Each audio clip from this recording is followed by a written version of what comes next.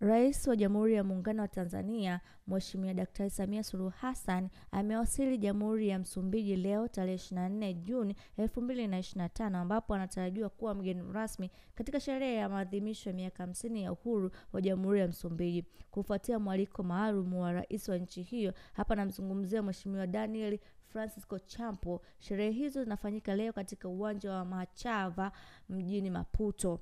Tumeshazoea tunaalikwa huko, lakini hatujawahi kuwa mgeni rasmi. Lakini Rais wa Jamhuri ya Muungano wa Tanzania, Mheshimiwa Samia Suluhu Hassan, yeye ni mwanamke wa kwanza kuwa rais na pia amepata kibali kuwa mgeni rasmi. Kwa hiyo tutegemee mambo makubwa ambayo yatakayofanyika huko, na kila kitu kitakachoendelea huko Msumbiji, basi sisi tutakuwa wa kwanza kukupa taarifa nini kinaendelea, nini kimetokea na amezungumza nini. Na tunajua rais akienda huko kutakuwa kuna mambo ambayo ya kisiasa kati ya Msumbiji na Tanzania. Kuna uwezekano labda kutakuwa kuna muunganiko hapo. Kwa hiyo tuendelee kuifuatilia Dodoma TV, tutaendelea kukupa taarifa kinachoendelea huko Msumbiji na Rais Samia ameenda kufanya nini na nini kimetokea. Basi usisahau kusubscribe, kulike na kucomment kwenye Dodoma TV ili uwe wa kwanza kupata taarifa ambapo tutakapoweka taarifa kwenye tovuti zetu au kwenye